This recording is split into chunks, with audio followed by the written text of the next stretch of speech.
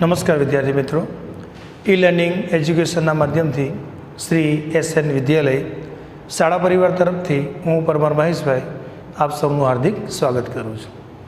હવે વિદ્યાર્થી મિત્રો, સમયના અનુસંધાને આગળ વધતા આપણે છેલ્લે આપણું જે બીજું પ્રકરણ ચાલી રહ્યું છે અને અગાઉના વિડીયોમાં આપની સાથે થોડી સરકારની ગાઈડલાઈન મુજબની જે વ્યવસ્થા છે કે ભાઈ કયા પાઠ, એ પાઠના કયા મુદ્દા, કયા ટૉપિક લેવાના કે ભણાવવાના અને કયા ન ભણાવવાના, તેની સમયાંતરે આપણે માહિતી પણ આપતા રહીએ છીએ. અગાઉના વિડીયોમાં પણ આપણને કીધું છે કે પહેલાં જે આપણા બે પ્રકરણો છે તે તો સંપૂર્ણ અને સંપૂર્ણ આપણે શીખવાના છે.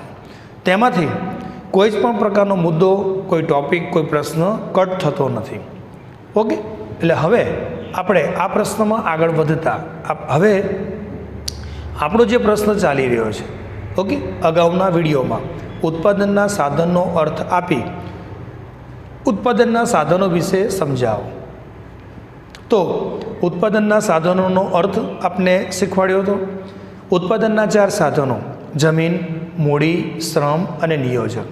ઓકે, તેમાં એ 4 સાધનોમાં આપણે ગયા વિડીયોમાં જમીનનો અર્થ અને તેના લક્ષણોની આપણે ચર્ચા કરી હતી કે જમીન એટલે શું અને જમીનના લક્ષણો. ત્યાર પછી આજે આપણે હવે મૂડી, શ્રમ અને નિયોજક વિશેની આપણે ચર્ચા કરીશું, આપને શીખવાડીશ. એટલે ત્યાં ઉત્પાદનનો અર્થ અને ઉત્પાદનના સાધનો વિશેની ચર્ચાનો પ્રશ્ન અહીંયા પૂરો થાય. ઓકે, પછી એ તમને કેવી રીતે પૂછી શકાય એની પણ તમને સાથે માહિતી આપીશ. તો હવે સૌપ્રથમ આપણે પહેલાં ચર્ચા કરીએ છીએ ઉત્પાદનના સાધનોમાં. ઓકે, ઉત્પાદનના સાધનોમાં બીજું સાધન મૂડી. ઓકે, તો ઉત્પાદનના સાધનોમાં બીજું સાધન મૂડી.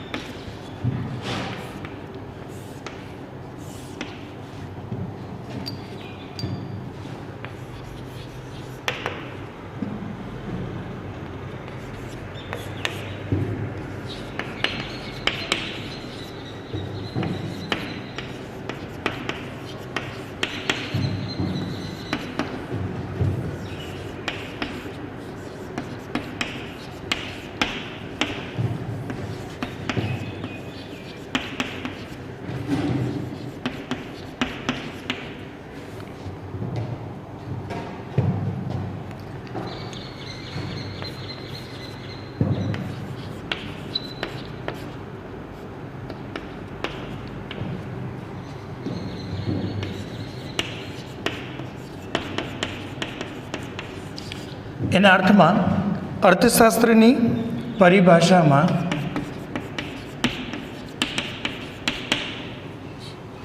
મૂડી એટલે ઉત્પાદન કાર્યમાં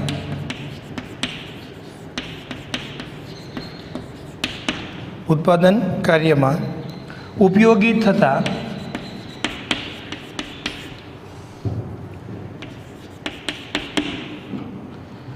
માનવ સર્જિત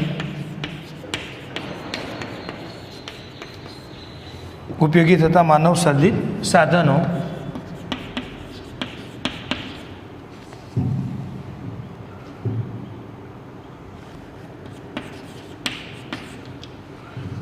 મૂડી નાણાકીય સ્વરૂપની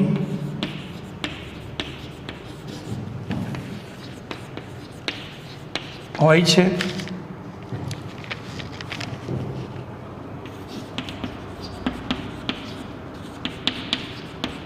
ઉત્પાદન કાર્ય માટે રોકાય છે. ઓકે, કે ફાળવવામાં આવે. ઓકે, તો અર્થશાસ્ત્રની પરિભાષામાં મૂડી એટલે ઉત્પાદન કાર્યમાં ઉપયોગી થતા માનવ સર્જિત સાધનો મૂડી નાણાકીય સ્વરૂપની હોય છે, ઉત્પાદન કાર્ય માટે રોકાય છે કે ફાળવવામાં આવે છે. ઓકે, અર્થશાસ્ત્રની પરિભાષામાં મૂડી એટલે અહીંયા માત્ર નાણાકીય બાબતો સમજવી નહીં. ઓકે, સામાન્ય અર્થમાં આપણે મૂડી શબ્દ પ્રયોજન જ્યારે કરીએ છીએ અથવા કોઈ સમાજમાં કોઈ મૂડીપતિ વ્યક્તિની જ્યારે વાત થતી હોય ત્યારે આપણે કે ભાઈ આ વ્યક્તિ મૂડીવાન છે કે મૂડીપતિ છે, તો અહીંયા તે મૂડીપતિની કે મૂડી સંપત્તિના સંદર્ભમાં વાત નથી. અર્થશાસ્ત્રની પરિભાષામાં મૂડી એટલે ઉત્પાદન કાર્યમાં જે સામેલ છે. ઓકે, તે તમામ બાબતોને મૂડી કહી શકાય. કારખાનાનો માલિક હોય તો તેનું કારખાનું કે તેની ફેક્ટરી કે તેનો ઉદ્યોગ એ એની મૂડી છે, પણ એનું આલિશાન મકાન, એનું આલિશાન ઘર કે એની કાર એ એની સંપત્તિ છે. એટલે અર્થતંત્રમાં જે ઉપયોગી છે, ઉત્પાદન કાર્યમાં જે ઉપયોગી છે, તેને મૂડી તરીકે ઓળખવામાં આવે છે. ઓકે, તો મૂડીના ખ્યાલમાં સૌપ્રથમ એનો અર્થ યાદ રાખવાનો છે કે મૂડી એ શું છે. ઓકે, તો મૂડી એ માનવ સર્જિત સાધન છે અને તે ઉત્પાદન કાર્યમાં તેનો ઉપયોગિતા થતી હોય છે. ત્યારબાદ જોઈએ છે મૂડીના લક્ષણો. ઓકે,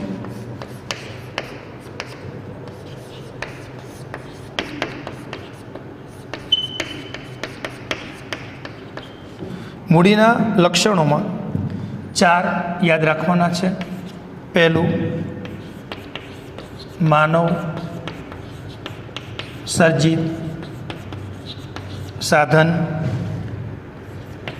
બીજું,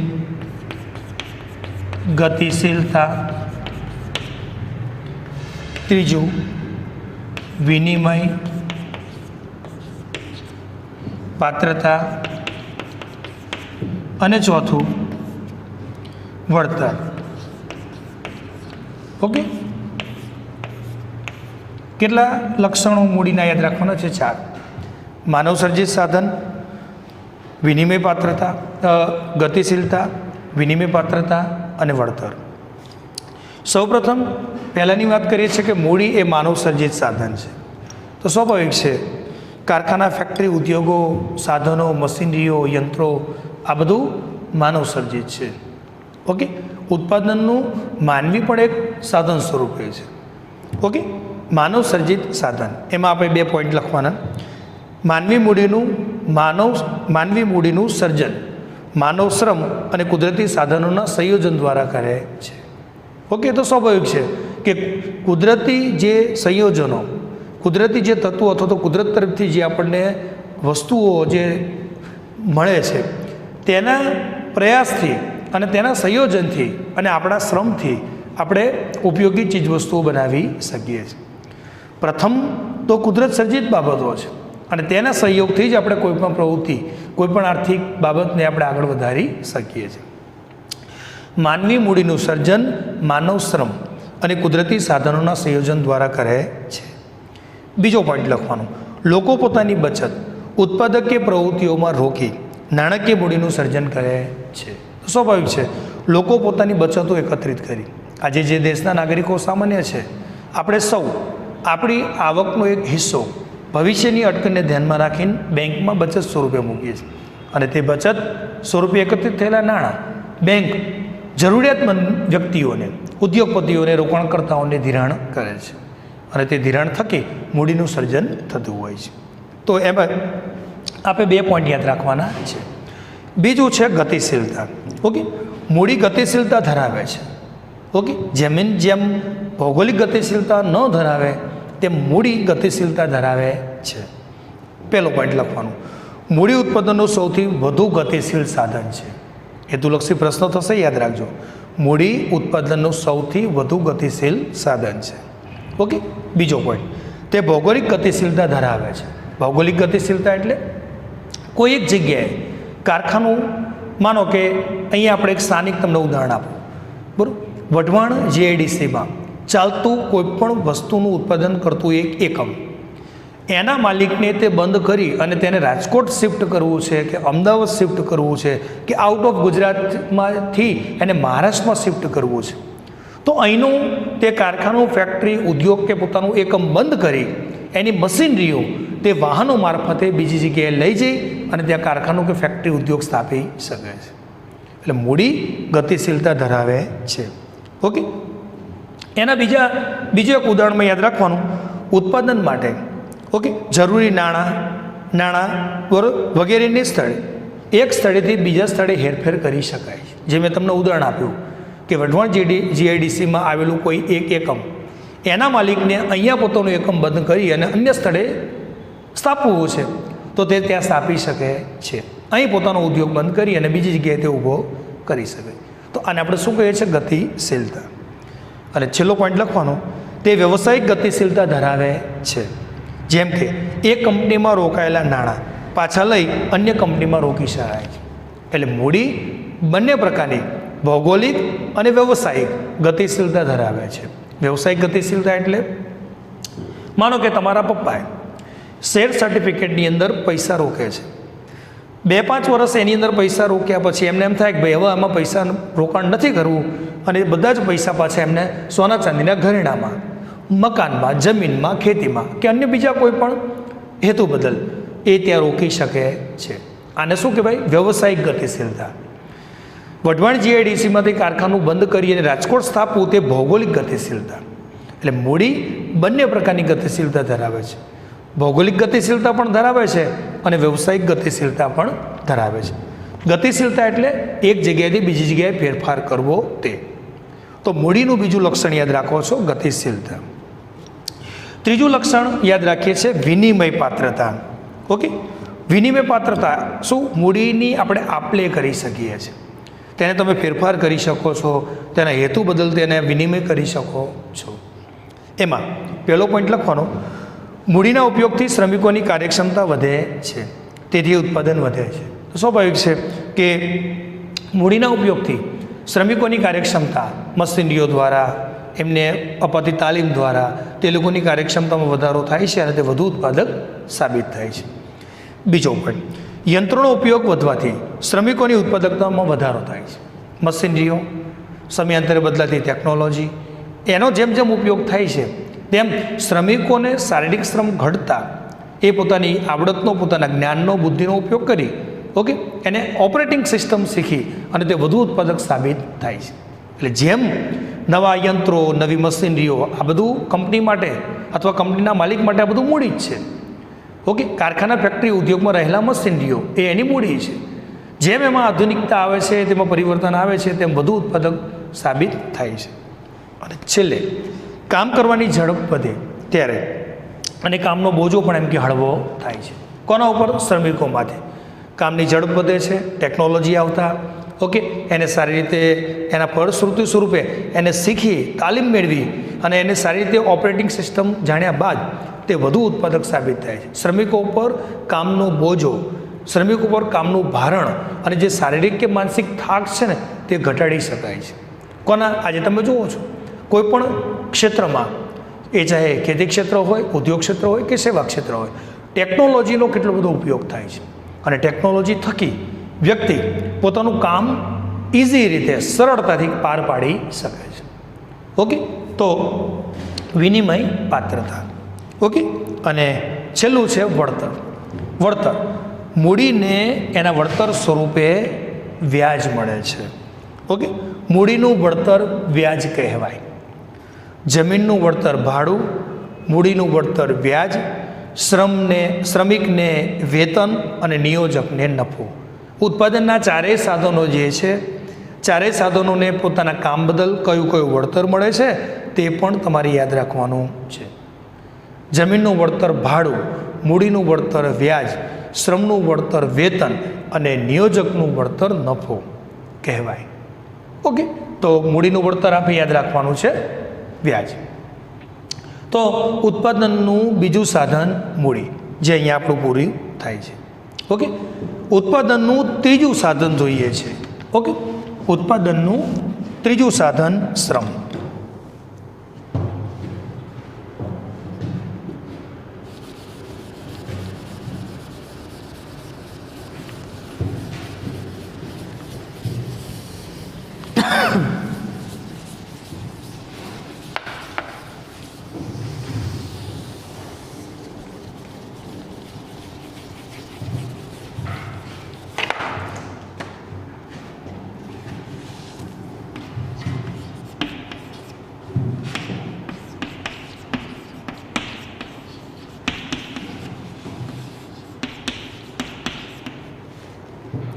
ઉત્પાદનના સાધનોમાં શ્રમ વિશેનો ખ્યાલ આપો.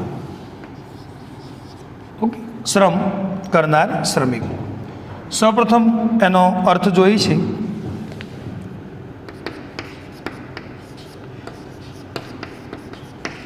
શ્રમ એટલે વર્તનની અપેક્ષાએ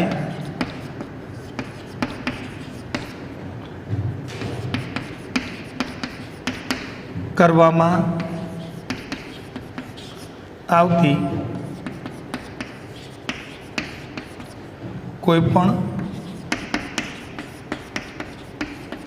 શારીરિક કે માનસિક કામગીરી. ઓકે, ટૂંકમાં જો આપને ખ્યાલ હોય તો પહેલા પ્રકરણમાં આર્થિક પ્રવૃત્તિ અને બિન આર્થિક પ્રવૃત્તિ એવો તફાવત અને એનો ખ્યાલ પણ આપણે શીખ્યા છીએ.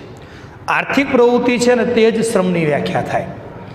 શ્રમ એટલે વળતરની અપેક્ષાએ કરવામાં આવતી કોઈ પણ શારીરિક કે માનસિક કામગીરી અથવા તો પ્રવૃત્તિ એટલે શ્રમ. અને આર્થિક પ્રવૃત્તિનો પણ ખ્યાલ એવો જ થાય. બદલાની અપેક્ષાએ કરવામાં આવતું કોઈ પણ શારીરિક કે માનસિક કાર્ય એટલે આર્થિક પ્રવૃત્તિ. ઉત્પાદનનું ત્રીજું સાધન શ્રમ, આ એના વિશેનો ખ્યાલ છે. તો એનો સૌ પ્રથમ આપણે અર્થ યાદ રાખવાનો છે. શ્રમ એટલે વર્તનની અપેક્ષાએ કરવામાં આવતી કોઈ પણ શારીરિક કે માનસિક કામગીરી. ઓકે, ત્યારબાદ શ્રમના લક્ષણો. શ્રમના લક્ષણો 5 છે.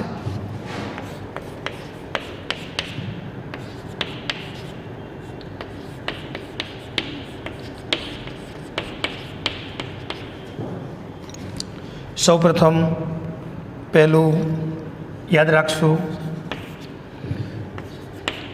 શ્રમ નાશવંત છે.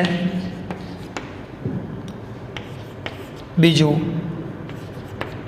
શ્રમ અને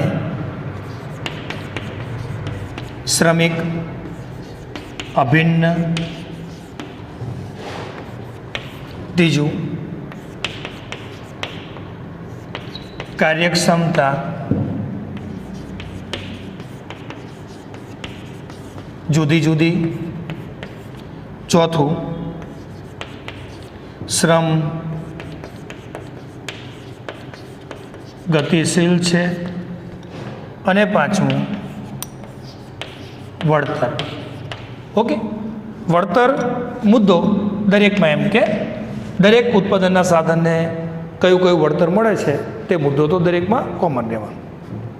હવે આપણે વાત કરીએ છીએ ઉત્પાદનનું ત્રીજા ક્રમનું સાધન શ્રમ. ઓકે, શ્રમનો અર્થ યાદ રાખો છો. વર્તનની અપેક્ષાએ કરવામાં આવતી કોઈ પણ શારીરિક કે માનસિક કામગીરી પ્રવૃત્તિ એટલે શ્રમ. તેના લક્ષણોમાં પહેલું જ છે શ્રમ નાશવંત છે. શ્રમ નાશવંત હોવો એટલે મિત્રો શું, તો કે પહેલાં સિમ્પલ એનો તમને ખ્યાલ આપી દઉં. જે દિવસે શ્રમિક એના કાર્યો ઉપર હાજર ન હોય તો તે દિવસનો તેનો શ્રમ નાશ પામે છે. કારણ કે શ્રમને અનાજની માફક, સંપત્તિની માફક, અન્ય કોઈ ચીજ વસ્તુઓની માફક તેને સંગ્રહી શકાતો નથી. જે દિવસે શ્રમિક એના કામ ઉપર હાજર ન હોય તે દિવસનો તેનો શ્રમ કેન્સલ થાય છે. ઓકે, તે કોઈ વસ્તુ નથી, કોઈ ચીજ નથી કે તેને આપણે સંગ્રહી શકીએ. ઓકે, એટલે પહેલું જ લક્ષણ યાદ રાખવાનું છે, શ્રમ નાશવંત છે. તેમાં 4 પોઈન્ટથી મુદ્દો સોલ્વ કરવાનો છે.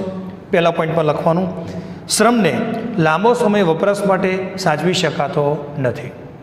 ઓકે, પહેલાં જ કીધું ને કે ભાઈ શ્રમ એ કોઈ ચીજ વસ્તુ નથી કે તેને આપણે સંગ્રહી શકીએ, સાચવી શકીએ. ઓકે, અને પછી તેનો ઉપયોગ કરી શકીએ. એટલે શ્રમને સાચવી શકાતો નથી. બીજું, શ્રમિક જે દિવસે કામ ન કરે તો તે એ દિવસનો શ્રમ તેનો નાશ પામે છે. માનો કે આજના દિવસે જે હું અત્યારે આ વિડીયો આપી રહ્યો છું, જ્યારે આપ એને જોશો તો આજના દિવસે જો હું અહીંયા હાજર ન હોત, આજે જે મારે તમને શીખવાનું હતું, જે પ્રશ્નોની ચર્ચા કરવાની હતી એ હું અહીં આજે કોઈ કારણોવશાત ન આવ્યો હોત તો આજનો મારો શ્રમ કેન્સલ થાત. હું તેને સંગ્રહી શકું નહીં, કારણ કે તે નાશવંત છે.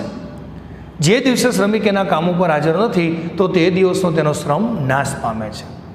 ઓકે, ત્રીજો પોઈન્ટ, શ્રમનો સંગ્રહ શક્ય ન હોવાથી શ્રમની સોદા શક્તિ નીચી રહે છે. ઓકે, શ્રમનો સંગ્રહ શક્ય નથી. એટલે એનું જે એક કામ આપનાર અને કામ સ્વીકારનાર બંને વચ્ચે જે ડીલિંગ છે, બંને વચ્ચે જે સોદા શક્તિ છે, બંને વચ્ચે જે સમય, કામના કલાકો, વેતનનું પ્રમાણ જે નક્કી થાય છે ને એને સોદા શક્તિ કહેવાય. તે સોદા શક્તિ નીચી છે. કેમ? કારણ કે શ્રમ નાશવંત છે. એટલે શ્રમની સોદા શક્તિ નીચી છે. પહેલું લક્ષણ આ યાદ રાખવાનું, શ્રમ નાશવંત છે. બીજું, શ્રમ અને શ્રમિક અભિન્ન છે. ઓકે, શ્રમ અને શ્રમિક અભિન્ન તો યાદ રાખો, 2 માર્ક્સમાં અલગથી પૂછી શકાય એવો મુદ્દો છે. શ્રમ અને શ્રમિક અભિન્ન છે સમજાવો. 2 માર્ક્સમાં અલગથી એવો પ્રશ્ન કર્યો હોય ત્યારે આ મુદ્દા વિશે તમારે લખવાનું. અને કોમન રીતે પ્રશ્ન આવતો હોય ઉત્પાદનના સાધનોમાં શ્રમ વિશે વિગતે ચર્ચા કરો તો બધું જ લખીએ છીએ. તેમાં પહેલો પોઈન્ટ, શ્રમને શ્રમિકથી જુદો પાડી શકાતો નથી. અભિન્ન એટલે શું મિત્રો? સાથે હોવું. કામ કરનાર વ્યક્તિ અને તેનું કામ આ બંને અલગ હોઈ શકે. વ્યક્તિને વ્યક્તિનો પડછાયો કેમ એક જ છે? ઓકે, એમ કામ અને કામ કરનાર વ્યક્તિ એ બંને એક છે. કામ કરનાર વ્યક્તિ અલગ હોય અને કામ અલગ વ્યક્તિ કરતી હોય તો એવું બની શકે નહીં. અભિન્ન એટલે બંને સાથે જોડાયેલા હોવા. બીજું, શ્રમિક એક જગ્યાએ રહે અને તેનો શ્રમ બીજી જગ્યાએ એમ કે ઉત્પાદન કાર્ય કરે એમ બની શકે નહીં. હું અત્યારે હાલ અહીંયા 11મા ધોરણના બીજા પ્રકરણ વિશેના પ્રશ્નની ચર્ચા કરી રહ્યો છું. તો મારી હાજરી ધોરણ 11માના ક્લાસની અંદર છે, જે હું તમને આપને ભણાવી રહ્યો છું કે ઓનલાઈન આપણે વિડીયો વિશે આ પ્રશ્ન વિશે એની આપણે ચર્ચા કરી રહ્યો છું. જે સમયે જે હું કામ કરું છું ત્યાં મારી હાજરી છે, જ્યાં હું હાજર છું તો એ ધોરણ વિશેનું, એ પ્રશ્ન વિશે હું કામ કરું છું. તો અત્યારે મારી હાજરી કે મારું ઓનલાઈન રેકોર્ડિંગ કે ઓનલાઈન મારો વિડીયો 12મા ધોરણમાં ન ચાલતો હોય. એટલે શ્રમ અને શ્રમિક, કામ કરનાર વ્યક્તિ અને એનું કામ એ બંને જોડાયેલા છે. આમ શ્રમ અને શ્રમિક એકબીજાના અભિન્ન છે. ઓકે, એકબીજા સાથે જોડાયેલા છે. તો બીજો મુદ્દો આ યાદ રાખવાનો, શ્રમ અને શ્રમિક અભિન્ન છે. ત્રીજું છે કાર્યક્ષમતા જુદી જુદી. તો મિત્રો સ્વાભાવિક છે કે દરેક વ્યક્તિની કામ કરવાની આવડત એ જુદી જુદી છે. ઓકે, શિક્ષકોનો જે વર્ગ છે, ઓકે, તો દરેક વ્યક્તિની કામ કરવાની પદ્ધતિ, સમજાવવાની પદ્ધતિ, ઓકે, ખેતીમાં રોકાયેલા દરેક શ્રમિકો, ખેતી કરતા ખેડૂતો, ઓકે, દરેકની કામ કરવાની આવડત, દરેકની કામ કરવાની કુનેહ તે અલગ અલગ છે. ઓકે, કોઈ ઝડપથી પોતાનું કામ પૂર્ણ કરી દે છે, કોઈ વ્યક્તિને વાર લાગતી હોય છે, કોઈ વ્યક્તિને પોતાનું કામ ઝડપથી નથી પણ સમજાતું. તો તેની આવડત ઉપર ડિપેન્ડ છે, તેના જ્ઞાન ઉપર ડિપેન્ડ છે. ઓકે, અને એના અનુભવ ઉપર તે ડિપેન્ડ છે. એટલે દરેક વ્યક્તિની કાર્યક્ષમતા કેવી હોય છે? જુદી જુદી હોય. એક જ પ્રકારનું કામ કરતા વ્યક્તિઓમાં પણ કામનો સમય, કામને ઓળખવાની કુનેહ અને ઝડપથી કામ પૂર્ણ કરવાની શક્તિ દરેક વ્યક્તિમાં અલગ અલગ હોય છે. ઓકે, તેમાં 2 પોઈન્ટ લખવાના છે. પહેલો પોઈન્ટ, એક જ પ્રકારનું કામ કરતા જુદા જુદા શ્રમિકોની કામ કરવાની ઝડપ અને તેમના કામમાં તફાવત જોવા મળે છે.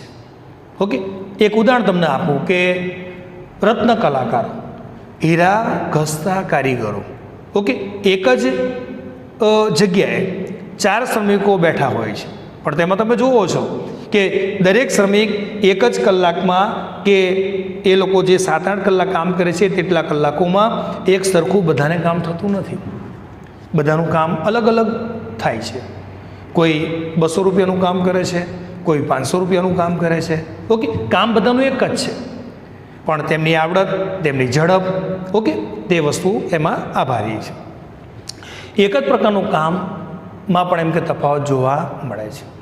બીજું, શ્રમિકોની કાર્યક્ષમતા જુદી જુદી હોવાના કારણે કેટલીક વાર એક જ પ્રકારના કામમાં તેમના વેતનમાં પણ એમ કે તફાવત જોવા મળે છે. એક જ પ્રકારનું કામ કરતી વ્યક્તિઓમાં પણ એના વેતનમાં એમાં તફાવત જોવા મળે છે. ઓકે, તો એક જ પ્રકારનું કામ કરતી વ્યક્તિઓમાં એક કાર્યક્ષમતા એક હોતી નથી, જુદી જુદી હોય છે.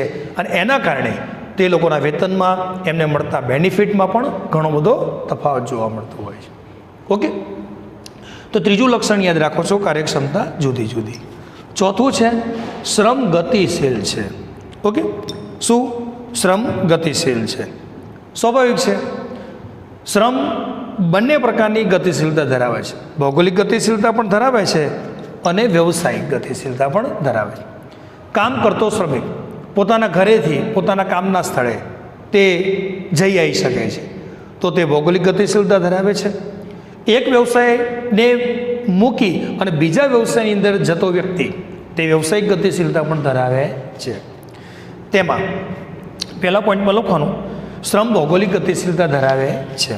જેમ કે રોજગારી માટે શ્રમિકો જુદા જુદા પ્રદેશોમાં હેરફેર કરે છે. આપણે જોઈએ છે ને કે ભારતમાં યુપી, બિહાર, અન્ય રાજ્યોમાંથી લોકો ગુજરાતમાં કમાણી માટે, આજીવિકા માટે આવતા હોય છે. ભારતમાંથી લોકો વિદેશોમાં આજીવિકા માટે જતા હોય છે. તો શું કહેવાય ને? ગતિશીલતા કહેવાય. એટલે શ્રમ ગતિશીલતા ધરાવે છે. ઓકે, ત્રીજો પોઈન્ટ લખવાનો, શ્રમ વ્યવસાયિક ગતિશીલતા પણ ધરાવે છે. ઓકે, વ્યવસાયિક ગતિશીલતા પણ ધરાવે. એનું ઉદાહરણ યાદ રાખવાનું. ઓકે, શાળાનો પટ્ટાવાળો ઉચ્ચ અભ્યાસ કરી, ઓકે, અને સમય જતાં તે શિક્ષક પણ બની શકે છે. તો સ્વાભાવિક છે કે એક પોલીસ કોન્સ્ટેબલ એ સમય જતાં પોતાના અભ્યાસથી, ખાતાકીય પરીક્ષાઓથી, ઓકે, તે એક ઉચ્ચ અધિકારી મામલતદાર પણ બની શકે છે. જેમ આપણે એક ઉદાહરણ જોયું ને કે શાળાનો પટ્ટાવાળો એ પોતાના ઉચ્ચ અભ્યાસથી, ઓકે, એને આગળ વધવાની પોતાની એક અપેક્ષાથી તે સ્કૂલનો પ્રિન્સિપાલ કે શિક્ષક પણ બની શકે છે. એટલે શ્રમ એ ભૌગોલિક ગતિશીલતા પણ ધરાવે છે અને વ્યવસાયિક ગતિશીલતા પણ ધરાવે છે. ઓકે, અને પાંચમું અને છેલ્લું એનું લક્ષણ વળતર. શ્રમને મળતા વળતરને પગાર, વેતન, મહેનતાણું તરીકે ઓળખીએ છીએ. ઓકે, જો અર્થશાસ્ત્રની પરિભાષામાં મજૂર હોય કે મેનેજર બંને શ્રમિક છે અને શ્રમને મળતું વળતર વેતન કહેવાય. ઓકે, તો મિત્રો એક આ બાબત યાદ રાખો છો, અર્થશાસ્ત્રની પરિભાષામાં શ્રમિક દરેક વ્યક્તિને ગણાય છે. તમને એવો ખ્યાલ હોય કે ભાઈ શ્રમિક એટલે મજૂરી કરતા લોકો, ખેતીમાં મજૂરી કરતા લોકો, કે ચણતર પ્લાસ્ટરનું કામ કરતા કારીગર વર્ગ કે એની સાથે જોડાયેલા મજૂરોનો વર્ગ રોડ રસ્તા ઉપર, તો ના. અર્થશાસ્ત્રની પરિભાષામાં દરેક વ્યક્તિ મજૂર જ છે. એ પછી શિક્ષક હોય, ડૉક્ટર હોય, એન્જિનિયર હોય, વકીલ હોય, ઓકે, કે પછી કોઈ પણ કામ શારીરિક શ્રમ કરતો શ્રમિક હોય. પણ બંનેના કામનો પ્રકાર અલગ છે. અમે લોકો માનસિક શ્રમ કરીએ છીએ અને કારખાના, ફેક્ટરી, ઉદ્યોગમાં કે ખેતીમાં કામ કરતા લોકો શારીરિક શ્રમ કરે છે. પણ અર્થશાસ્ત્રની ભાષામાં બંને માટે શ્રમિક શબ્દ પ્રયોજન થાય છે અને શ્રમિકને મળતું વળતર વેતન છે. ઓકે, શ્રમિકને મળતું વળતર વેતન છે. તો એવી રીતે ઉત્પાદનના સાધનોમાં શ્રમનો આ ખ્યાલ યાદ રાખો છો. એની વ્યાખ્યા યાદ રાખવાની છે, એના 5 લક્ષણો યાદ રાખવાના છે. ઓકે, કે શ્રમ એ શું છે. ઉત્પાદનનું આ વાત થઈ ત્રીજું સાધન શ્રમ. અને હવે એવી જ રીતે ઉત્પાદનનું ચોથું અને છેલ્લું સાધન, ઓકે, નિયોજક, જે ટૂંકાક્ષરી રીતે આપેલું છે. એને આવી રીતે આટલું બધું વિગતે સમજાવવાનું નથી. એનો અર્થ આપી અને એના 5 થી 6 લક્ષણો એના સમજાવી, મીન્સ ખાલી જણાવી દેવાના છે. આટલું ડિટેલમાં એના વિશે લખવાનું નથી. તો હવે આપણે જોઈએ છે ઉત્પાદનનું ચોથું સાધન નિયોજક. ઉત્પાદનના સાધનોમાં નિયોજક વિશે ખ્યાલ આપો. એમાં સૌપ્રથમ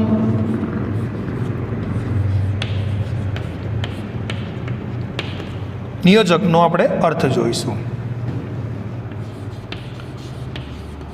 જમીન, મૂડી,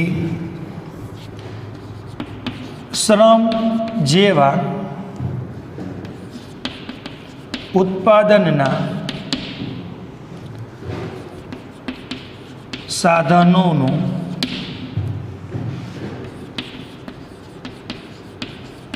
કુશળતાપૂર્વક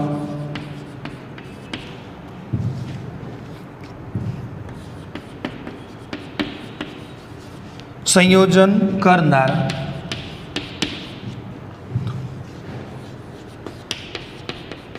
વ્યક્તિ એટલે નિયોજક. ઓકે, તો એનો આ રીતે ખ્યાલ યાદ રાખો છો. નિયોજક આપ જાણો છો, શબ્દ આપણને સાંભળવામાં આવતો હશે BA જેવા વિષયમાં.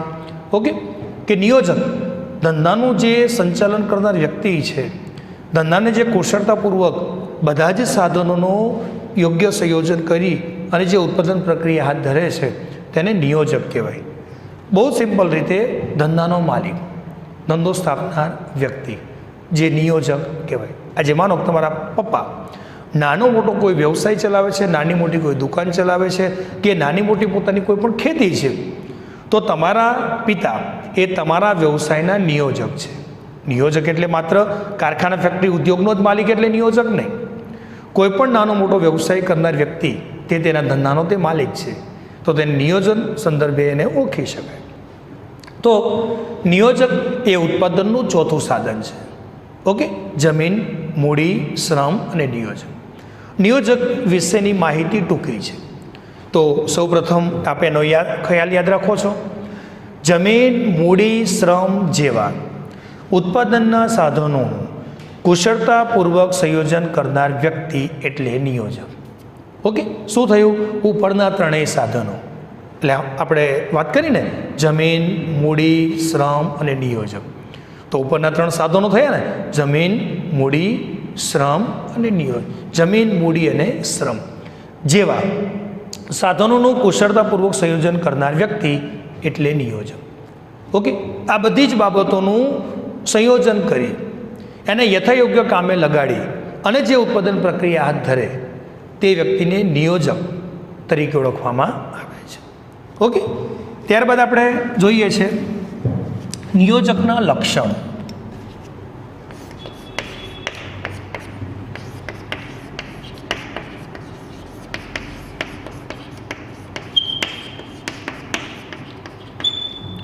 સૌ પ્રથમ એને મુદ્દામાં આપને કહું,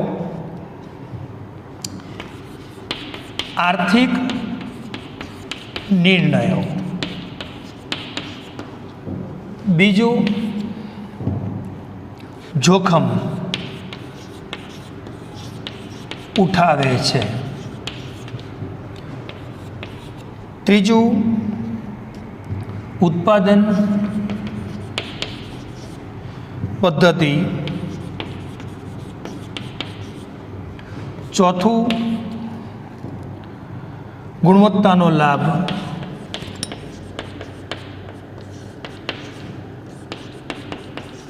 અને પાંચમું,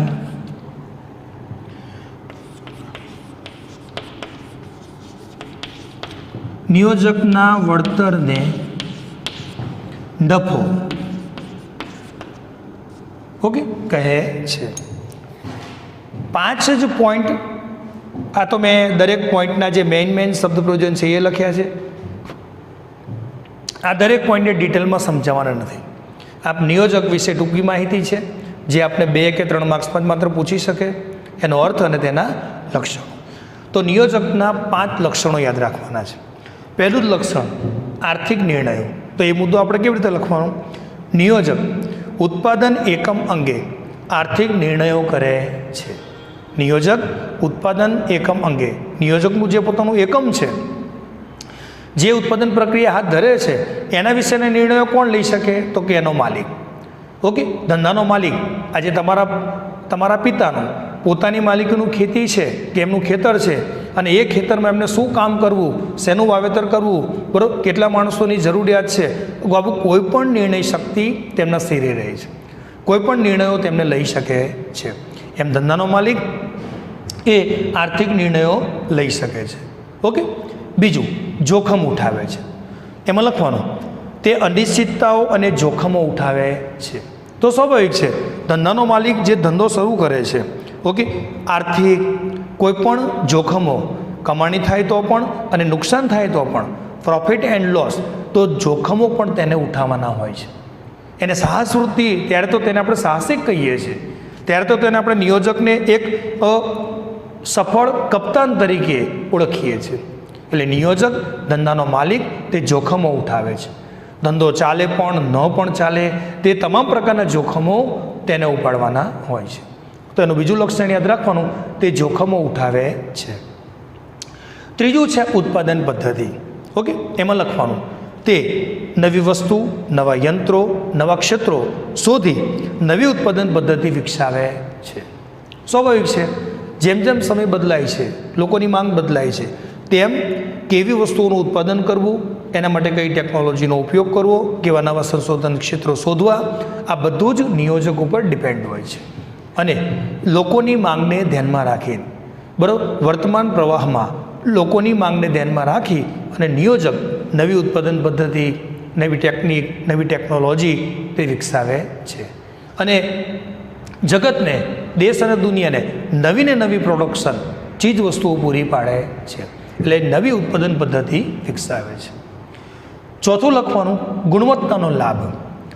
ક્વોલિટીવાળી જે વસ્તુઓ છે, ગુણવત્તાવાળી વસ્તુઓ છે, તેનો લાભ લોકો સુધી તે પહોંચાડે છે. તે મુદ્દો લખવાનો, તે વસ્તુમાં વૈવિધ્ય અને ગુણવત્તાનો લાભ ગ્રાહકોને આપે છે. આજે તમે સ્વાભાવિક છે, આજે બજારમાં આપણે કંઈ પણ ખરીદવા જઈએ છીએ તો આપણે સસ્તી અને સારી ગુણવત્તાની દ્રષ્ટિએ વસ્તુ આપણે પસંદ કરીએ છીએ. તો તે ગુણવત્તાનો લાભ પણ કોણ આપણને પૂરું પાડે છે? તે વસ્તુ બનાવનારો નિયોજક, તે ચીજવસ્તુનું ઉત્પાદન કરનાર એકમ, ઓકે, અને તેનો માલિક. અને છેલ્લામાં લખવાનું છે પાંચમું, નિયોજકના વળતરને નફો કહે છે અને જે નિશ્ચિત હોતો નથી. નિયોજકને એના કામ બદલ મળતું વળતર એ નફો છે. નિયોજકને મળતા વળતરને નફો કહેવાય અને તે નિશ્ચિત હોતું નથી. નિશ્ચિત ન હોવું એટલે તે ફિક્સ નથી હોતું કે એને દર મહિને, દર વર્ષે, ઓકે, એને કેટલા પૈસા મળશે, તેને કેટલો નફો થશે, તે નક્કી હોતું નથી. ઓકે, ક્યારેક એને નુકસાન પણ ભોગવવું પડે છે, ક્યારેક એને પોતાના ઘરના ખિસ્સાના રૂપિયા કાઢીને પણ ધંધામાં રોકવા પડે છે, અને ક્યારેક તે લાખો કરોડો રૂપિયા કમાતો પણ હોય છે. શોર્ટમાં, નિયોજકની આવક નિશ્ચિત હોતી નથી. ઓકે, એટલે તેને અનિશ્ચિત કહેવાય છે. તો નિયોજકના આ 5 લક્ષણોને, બરાબર, આ જે હેડલાઇન સ્વરૂપે આપણે પોઈન્ટ આપેલા છે એ દરેકને મેં જે અત્યારે વાંચીને સમજાયા તમને એ રીતે આપણે લખવાના છે. તો નિયોજકના 5 લક્ષણો આપણે યાદ રાખવાના છે. આર્થિક નિર્ણયો લેવા તે લઈ શકે છે, તે જોખમો ઉઠાવે છે, ઉત્પાદન પદ્ધતિનો લાભ, ઓકે, ગુણવત્તાનો લોકો સુધી લાભ, અને નિયોજકના વળતરને નફો કહે છે. ઓકે, તો વિદ્યાર્થી મિત્રો, એવું ઉત્પાદનનું સાધન ચોથું, નિયોજક, એના વિશે આ રીતે ટૂંકાક્ષરી માહિતીમાં એના વિશે લખવાનું છે, એનો અર્થ અને તેના લક્ષણો. તો અહીંયા આપણો જે ગયા વિડીયોમાં પ્રશ્ન આપણે શરૂ કર્યો હતો, ઉત્પાદનનો અર્થ આપી ઉત્પાદનના સાધનો વિશે વિગતે ચર્ચા કરો, જે અહીંયા આપણો પૂર્ણ થાય છે. તો કેટલા સાધનો વિશે યાદ રાખવાનું છે? 4. જમીન, મૂડી, શ્રમ અને નિયોજન. જમીનને વળતર સ્વરૂપે ભાડું મળે છે, મૂડીને વળતર સ્વરૂપે વ્યાજ મળે છે, શ્રમને વળતર સ્વરૂપે વેતન મળે છે, અને નિયોજકને વળતર સ્વરૂપે નફો મળે છે. ઉત્પાદનના 4 સાધનોનો પ્રશ્ન આપણો અહીંયા સંપૂર્ણ પૂરો થાય છે. આપણે સરસ રીતે એને નોટ કરવાનો છે, તૈયાર કરવાનો છે, ઓકે. અને જ્યારે સમયાંતરે આપણને સૂચના મળે ત્યારે હોમવર્ક શાળામાં આપવા માટે આપણે આવવાનું છે. નમસ્કાર. પછીના વિડીયોમાં આપણી મુલાકાત થશે.